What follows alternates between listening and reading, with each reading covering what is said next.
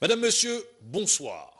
On va parler d'athlétisme aujourd'hui. Rappelez-vous, après les championnats du monde, on avait parlé d'un athlète, l'Arbi Bourada. Et on avait dit que cette 5e place valait une médaille. Pour en parler, pour revenir sur les perspectives sur cette 5e place, est-ce qu'elle était attendue ou pas, son entraîneur, Mahour Bacha Ahmed, bonsoir. Bonsoir. Ancien champion d'Afrique, ancien décathlonien également, et un spécialiste d'athlétisme, Abdelrazak Serwani, journaliste, bonsoir. Bonsoir, maman. Mahour Bacha Ahmed, on l'a dit, on l'a déclaré, on l'a affirmé avec force, cette 5e place, eh bien, elle vaut une médaille pour l'athlétisme algérien. Est-ce que vous vous attendiez, au début de la compétition des championnats du monde, parce que l'Arbi Bourada termine à cette 5e place à 100 points, juste pour donner une idée, du médaillé de bronze? Au début de l'année, l'objectif était de terminer sur le podium. Donc nous avions comme ambition de faire un total qui devait varier entre 8500 et 1600 début d'année. Puis sa blessure, au mois de mars, grave blessure au niveau des ischios, jambiers. Et puis la manière dont s'est déroulée la préparation avec tous les problèmes que nous avons rencontrés, comme l'ensemble des athlètes d'ailleurs qui se sont préparés à Alger, fait que au moment du début du décathlon, nous avions comme ambition juste de terminer d'abord le décathlon puisque c'était son premier. Et donc on ne savait pas comment sa jambe allait réagir à une succession de 10 épreuves. Mais on savait à peu près qu'avec un total de 8350, 8400, il pouvait terminer parmi les 6 ou 7 premiers. On ne l'a pas affirmé, on ne l'a pas dit au tout début. Rappelons que sur ce décathlon des championnats du monde, il bat le record d'Afrique. Il bat son record d'Afrique. Il améliore son record d'Afrique. C'est pas son record d'Afrique. Le record d'Afrique appartenait à. Il l'a eu déjà. Voilà. Il a été battu. C'est un Sud-Africain. Qui a abandonné à Pékin. Qui a abandonné et qui prépare les Jeux africains dans 4 jours et qui risque à nouveau de battre le record de Bourada. Bourada n'ira pas, rappelons-le, aux Jeux africains. Je vais rester avec vous. 5e, avec à 100 points du médaillé de bronze, mais une image forte de ces championnats du monde, c'est sur le 1500 mètres, l'Arbi Bourada, qui va tout faire pour que l'Américain Eaton puisse battre le record du monde et le porter à 9045 points, ou améliorer là son record du monde. En fait, il n'a pas servi de lièvre ou de... Merci. Voilà, il n'a pas fait exprès.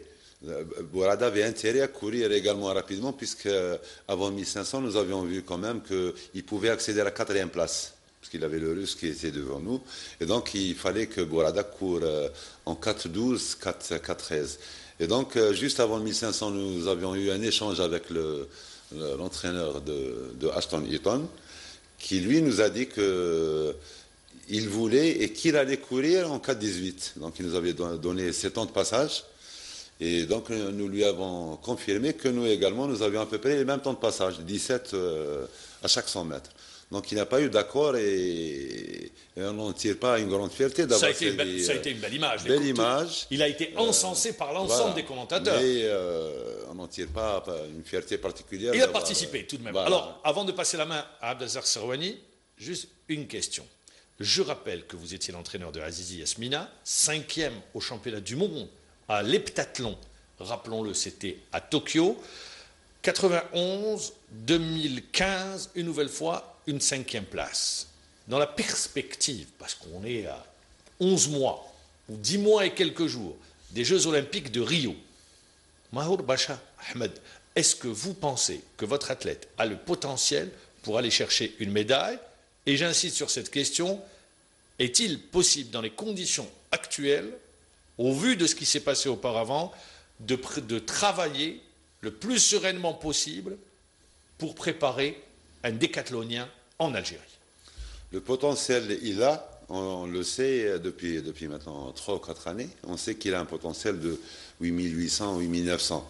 C'était avant sa blessure, maintenant on va voir comment établir un programme qui tiendra compte de cette fragilité musculaire qui va rester, qui va le poursuivre. Le poursuivre durant toute sa... Donc il faudra évidemment apporter beaucoup de correctifs au niveau du programme d'entraînement. Donc le potentiel, il l'a. Les conditions, nous ne les avons pas en Algérie. Quand vous dites les conditions, nous ne les avons pas, c'est quoi? Quand vous parlez de conditions? Les conditions, nous ne les avons pas. Et même si on avait ces conditions, je vais revenir à votre question, même si on avait ces conditions, il n'y a aucune certitude pour qu'ils puissent monter sur le podium. C'est la loi du sport. C'est la loi du sport. Le décathlon, c'est encore plus instable comme discipline. Mais il a Je rappelle, le décathlon, c'est 10 épreuves. C'est 10 épreuves avec quelques disciplines qui sont extrêmement... où il y a beaucoup de pièges, les haies, la perche, sans longueur et tout. Et donc, on n'est jamais sûr des résultats en décathlon. Mais nous allons travailler pour essayer d'obtenir une place sur le podium. La première, a priori, elle est intouchable, c'est Eton, à moins d'une catastrophe. La deuxième également me paraît difficile. On ne sait jamais, mais le bronze, tous les autres décathloniens vont se bagarrer pour... Et ça pourrait être le premier Africain à monter sur un podium à l'heptathlon. J'espère. Alors, et à la question de savoir, est-ce qu'il est facile ou difficile de travailler avec un décathlonien en Algérie pour les conditions de préparation et de travail, d'entraînement, qu'est-ce que vous dites? Pas seulement pour un décathlonien, mais pour beaucoup de disciplines techniques d'abord, et même pour le demi-fond. En fait, le principe... est simple et logique. Il faut que les athlètes puissent avoir les mêmes conditions d'entraînement que leurs adversaires. C'est-à-dire il faut que Bourada, dans l'absolu, il faut que Bourada Al-Harbi ou le perchiste Hicham ou d'autres athlètes, il faut que Bourada Al-Harbi puisse avoir les mêmes conditions qu'Ashton Eaton. C'est-à-dire un stade d'entraînement. Vous l'avez, le stade d'entraînement? Nous n'avons pas de stade d'entraînement en Algérie, nous avons des stades de compétition. Vous avez Sétif, vous avez Biskra, vous avez le stade d'entraînement du Saint-Juillet. En Algérie, il n'y a pas de stade d'entraînement. Il y a des stades de compétition. C'est quoi un stade d'entraînement? C'est quoi un stade de compétition? Un stade d'entraînement, je vais vous citer un exemple, je vais vous faire la comparaison, comme ça vous allez bien saisir cette différence. Le centre, par exemple, de Montegordo, au Portugal, c'est le plus grand centre, c'est le meilleur centre d'entraînement d'athlétisme en Europe. C'est là où je vais. Vous avez une piste de 4 couloirs. Pourquoi construire une piste de 8 couloirs comme Sétif? Puisque c'est un stade d'entraînement. Donc il y a juste une piste de 4 couloirs. Il n'y a pas de tribune.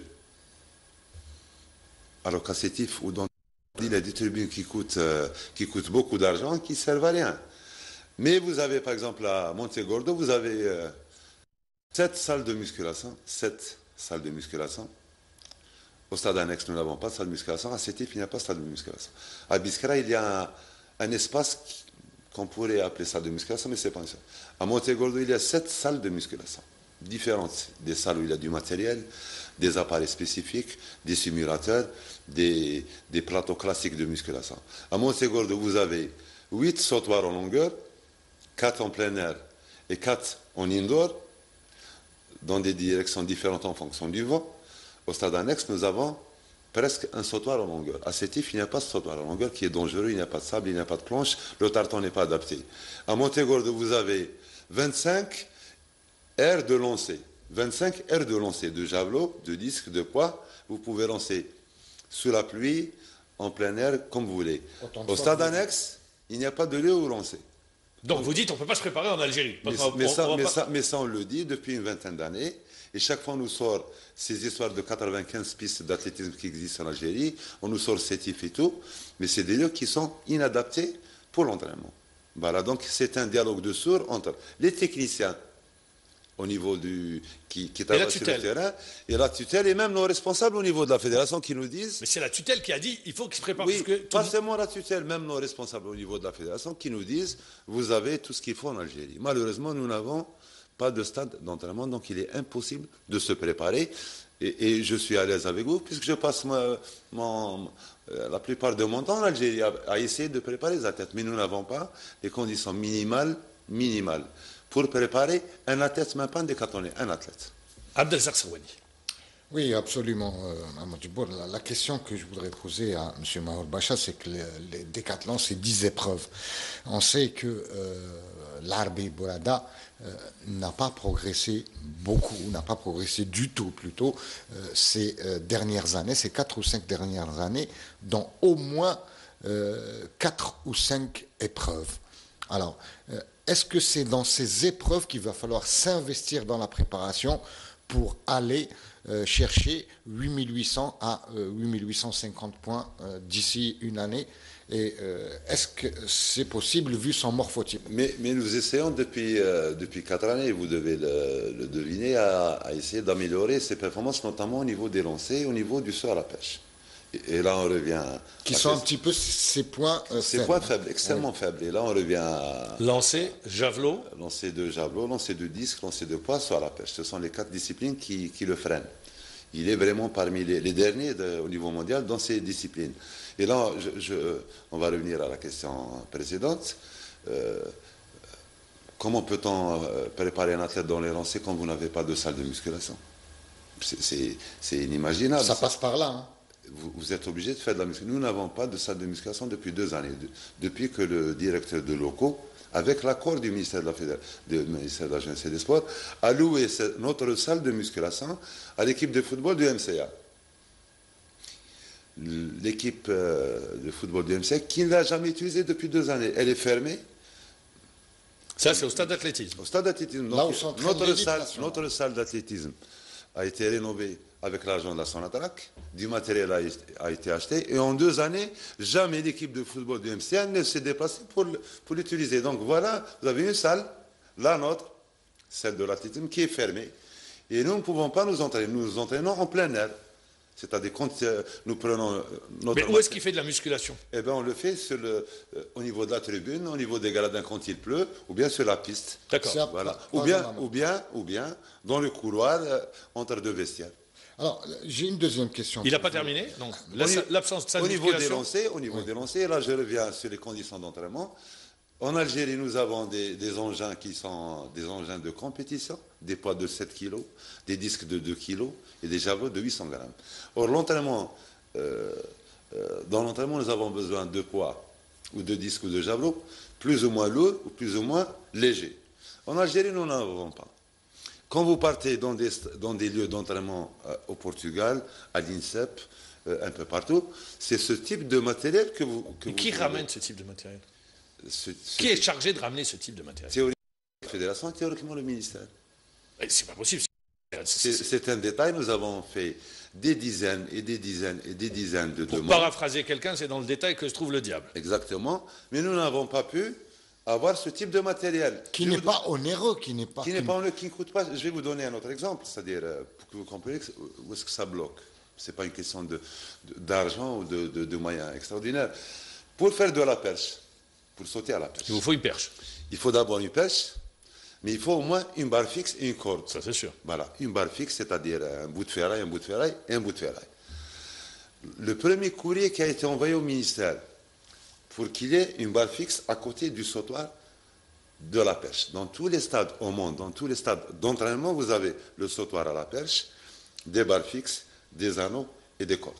Le premier courrier que j'ai envoyé personnellement au ministère date de 1987. Ça fait 30 ans. Jusqu'au jour d'aujourd'hui, nous avons été incapables, nous, avec la fédération, avec le ministère, avec les différents ministres, d'installer une corde pour que les athlètes puissent faire des exercices. Donc ce n'est pas possible.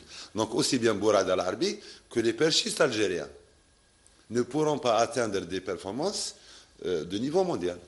Voilà, donc ça c'est le matériel, disons, fondamental, spécifique. C'est le matériel d'entraînement. Nous n'avons pas de matériel d'entraînement en Algérie. Voilà, tout simplement. Alors, ma deuxième Nous n'avons que du matériel de compétition. Ma deuxième question, M. Ahmed Mahour Bacha, c'est que l'Arbi Bourada a quand même mordu la poussière, il a touché le fond. Mais sur le plan psychologique, il est resté intact. Alors, comment vous avez vécu ces dernières années sur le plan psychologique surtout? En fait, c'est-à-dire, c'est pas seulement spécifique à Bourada, c'est spécifique à tous les athlètes, à une grande majorité d'athlètes. Non, mais particulièrement lui. Qui s'attendent toujours à des catastrophes et à des conditions difficiles d'entraînement ou même de compétition.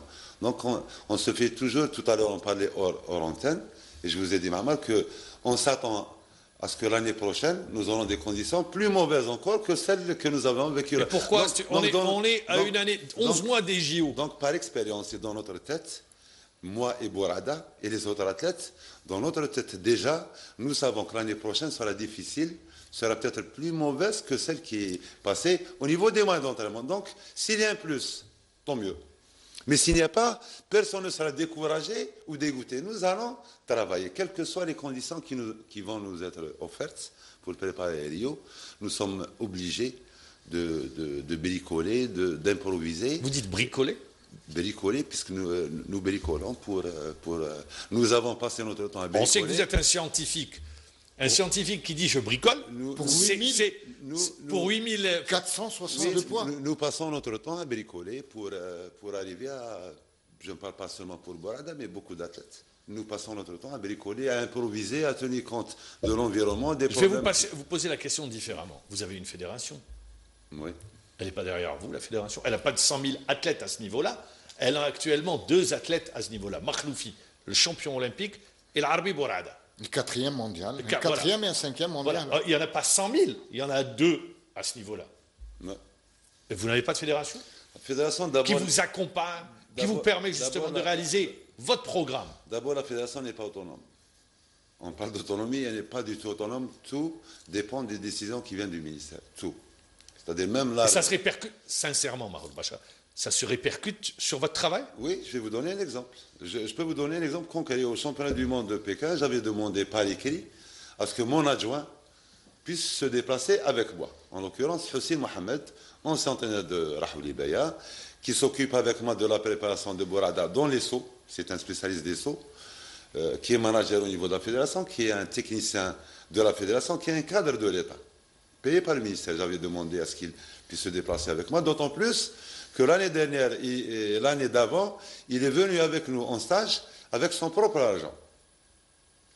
Donc vous comprenez que c'est une pièce essentielle maintenant du staff. J'essaie de mettre en place un petit staff, pas comme Eton un staff de 13 personnes.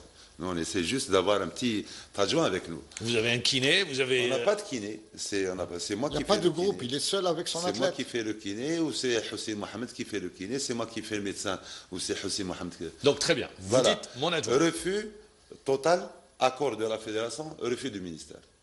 Évidemment, la fédération n'a pas fait appel pour exiger mais vous donnez cet exemple. Que Hussein Mohamed puisse se déplacer. Donc la fédération n'est pas autonome. D'autant plus que ceux qui sont censés nous défendre, en l'occurrence le directeur technique et le directeur des on vous dit en mauvais termes il est dit que vous êtes en mauvais termes avec le directeur technique. Non, je ne peux pas, sur le plan de travail, non, je ne peux pas être en mauvais terme. Est-ce qu'aujourd'hui, votre staff doit s'élargir, M. Mahmoud Bacha, pour aller à la recherche du haut niveau? Le problème, c'est quoi? C'est quand vous demandez, quand vous dites que j'ai un staff tel et adjoint, un tel et tout, on vous traite de quelqu'un donc qui n'est pas compétent. Au ministère, on a même dit, qu'est-ce qu'il veut celui-là? On va emmener 10 entraîneurs avec lui. Qui au ministère? Vous dites, on m'a dit, ça reste sur des ondes. Le directeur du sport de haut niveau, des équipes nationales et tout, au ministère. Quand vous dites j'ai besoin de personnes... Qui est spécialiste en matière de sport? Qui est conseiller en sport spécialiste. C'est monsieur? C'est monsieur Djeraoui en l'occurrence. Ancien secrétaire général de la Fédération algérienne de basketball. De basketball en plus. Et donc, quand vous dites que je n'ai besoin de personne, on dit que vous êtes prétentieux. Donc nous sommes dans une situation où vous ne savez plus quoi faire. Je rappelle qu'en 1991, vous aviez une athlète 5e mondiale. Oui. Très bien. Et que... L'environnement de l'époque était 1000 fois meilleur que... Mais quand je vous parle de la fédération, vous allez sur votre staff technique. Moi, je vous parle dans votre travail au quotidien avec votre athlète. Est-ce que vous sentez que la fédération vous accompagne? Non. Parce que vous parlez des difficultés que vous rencontrez. Est-ce que vous sentez que votre directeur technique, et vous n'avez pas répondu à la question, on dit que vous êtes en mauvais terme avec, que vous ne vous adressez pas la parole. Est-ce que ça ne se répercute pas également sur le travail? Écoutez, je suis en mauvais terme avec beaucoup de personnes dans le mouvement sportif national, vous devez le savoir. Mais je sais faire quand même la différence. Je ne le savais pas quand j'étais jeune. Maintenant, je sais faire la différence entre le travail et l'amitié ou les relations personnelles. Quand vous faites des dizaines de courriers à votre fédération, avec des copies au ministère pour dire j'ai besoin de ceci, de cela, on parlait de perche. Bourada a manqué son concours de perche à Pékin, parce qu'on avait une perche extrêmement souple. Et la fédération ne peut pas ramener de perche? J'ai personnellement écrit 3 courriers en septembre 2013. Ça fait 2 ans. Pour l'achat d'une perche qui coûte 200 euros. 200 euros. Jusqu'au jour d'aujourd'hui, nous n'avons même pas reçu de réponse, si c'est oui, si c'est non. Mahmoud Bacha Ahmed, La perche qu'a utilisée Bourada Al-Arbi à Pékin date de 2009. Ce qui est impossible, puisque les perchistes, pour ceux qui ne le savent pas, changent de perche chaque 6 mois. Et puis la qualité évolue aussi. Même pas la qualité, le degré de dureté de la perche qui est souple. De flexibilité, plus on l'utilise, plus elle devient plus souple. Donc elle ne peut plus envahir l'athlète au niveau de la barre. Donc chaque 6 mois, tous les perchistes, tous les décathlons changent de perche. Nous utilisons la même perche depuis 2009. Jusqu'à aujourd'hui. Et donc, jusqu'au jour d'aujourd'hui, donc à Pékin, avant le concours de la perche, la discussion que j'ai eue avec Bourada et avec mon adjoint qui est quand même venu avec son argent à Pékin, la discussion c'était est-ce qu'il fallait commencer à 4,40 m, 4,50 m ou 4,60 m, puisqu'on savait avant le concours qu'on ne pouvait pas aller loin. Très bien, on arrive à la fin de l'émission. Je voudrais juste terminer une réponse rapide. Année de Jeux Olympiques, est-ce que vous avez rencontré le président du comité olympique? Est-ce que vous avez sensibilisé le ministère à travers votre fédération? Où est-ce que vous en êtes sur cette question-là? Ou est-ce que vous êtes toujours un peu dans l'inconnu? Nous sommes dans l'inconnu. Et on ne se fait aucune illusion sur la qualité de la préparation pour Rio. Donc, je vous ai dit tout à l'heure, nous prenons les devants. Pour les perches, un décathlonien allemand va nous envoyer 2 perches. Pour les javelots, la fédération chinoise va nous envoyer 5 javelots. Et pour le premier stage que nous allons faire au mois de novembre, nous allons chez un athlète qui travaille. Moi, je peux vous dire, pour avoir reçu ici le président du comité olympique algérien, que ce dernier, quand je dis lui, c'est le comité olympique algérien, parce que c'est un élu, il est représentant des fédérations, ce dernier, eh bien, a déclaré, on est là pour accompagner nos athlètes et leur donner tous les moyens. Donc, on vérifiera dans les tout prochains jours si la donne a complètement changé. On vous souhaite bon vent, Mahmoud Bachar Ahmed. Merci et on souhaite que votre athlète puisse justement faire une superbe année et aller chercher un podium aux Jeux Olympiques à Rio. Merci une nouvelle fois, Mahmoud Bachar Ahmed, d'avoir répondu à notre invitation. Merci, Abdelrazak Serwani, je le rappelle, journaliste. Merci de nous avoir suivis. Je vous donne rendez-vous demain à la même heure. Allez, bonne soirée, au revoir.